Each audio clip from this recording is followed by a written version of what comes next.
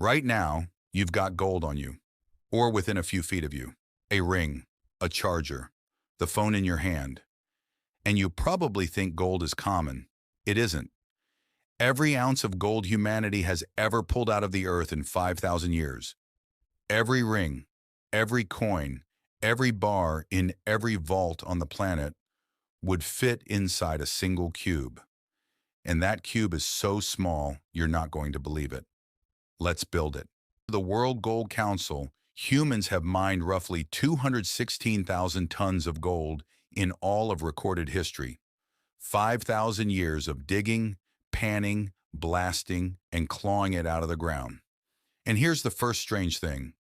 Two-thirds of that was mined after 1950.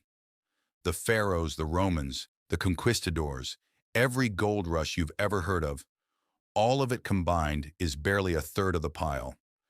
216,000 tons. It sounds enormous. It's supposed to.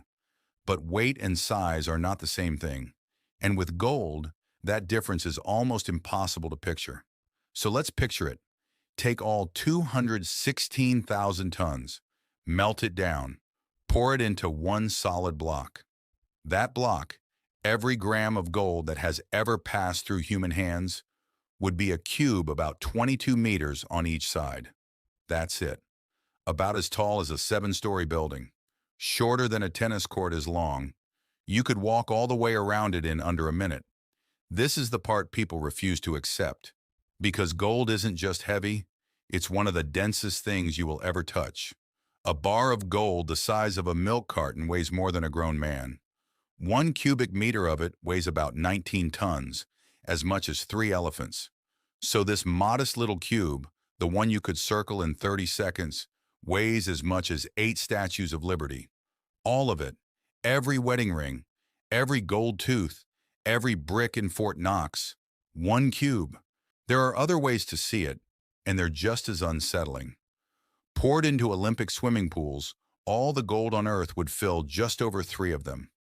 3 pools. That's the entire supply that drove empires to war and sent people across oceans to die. And here's a number that really lands.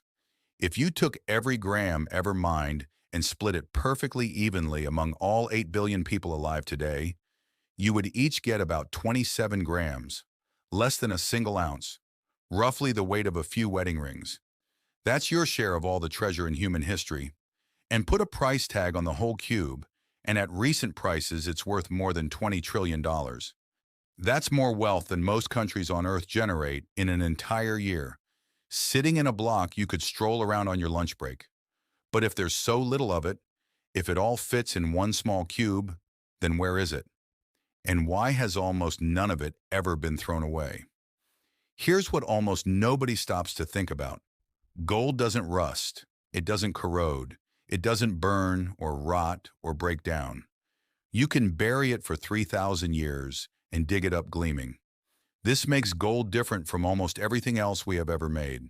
A car becomes scrap, a building becomes rubble, but a gold coin just becomes a different gold coin, which means almost every atom of gold ever mined is still here, still in circulation, just wearing a new shape. The gold in the ring on your hand did not come from nowhere. It was melted down from something, and that something was melted from something before it. Trace it back far enough, and the gold touching your skin right now may once have been a Roman coin, a medieval crown, a bracelet buried with someone 4,000 years ago. You are wearing recycled history, and you never even think about it. So where's the cube actually hiding? Roughly half of it is jewelry, wrapped around necks and fingers all over the world. A huge share sits in bank vaults as bars, the savings of entire nations. Some of it is inside the device you are holding right now, because gold is one of the finest electrical conductors we have, and some of it is simply gone, lost. Shipwrecks scattered across the ocean floor still carry tons of it, sunk centuries ago and never recovered.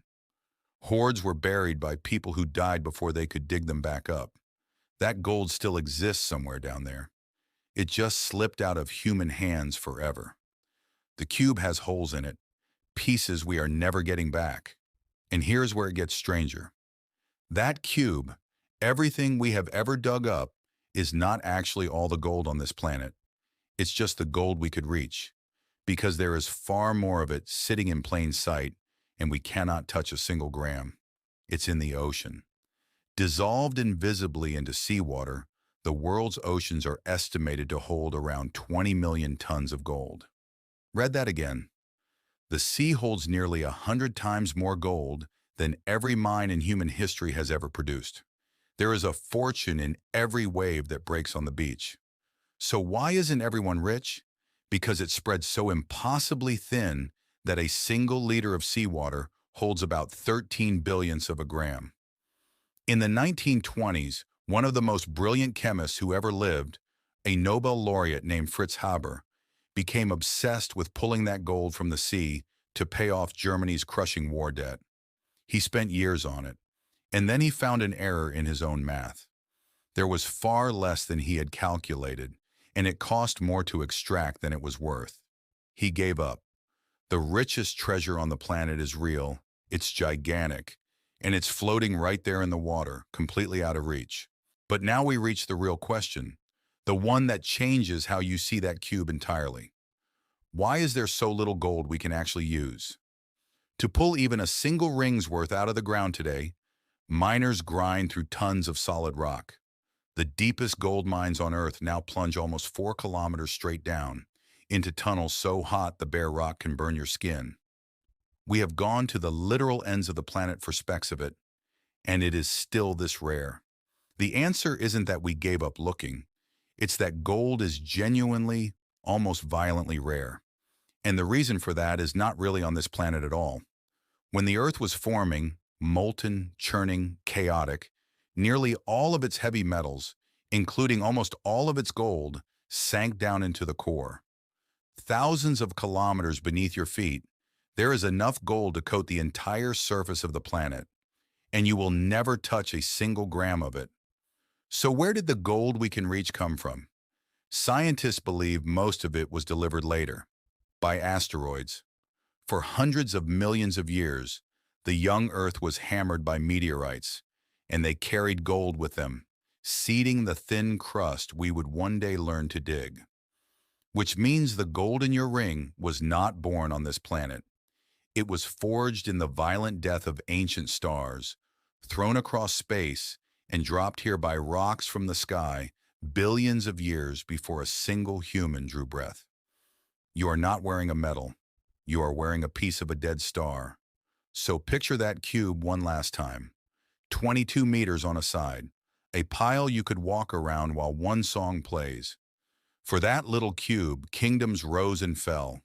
Explorers sailed off the edge of the known world. People enslaved, murdered, and betrayed each other.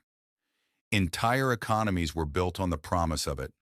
And all of it, every last speck humanity has ever bled for, would fit inside a single room, weighs about as much as a handful of statues, and began its life inside an exploding star. The most fought-over substance on Earth barely exists, and there's a tiny piece of it within arm's reach of you right now. You've probably never once stopped to wonder how it got there. Most of us never do.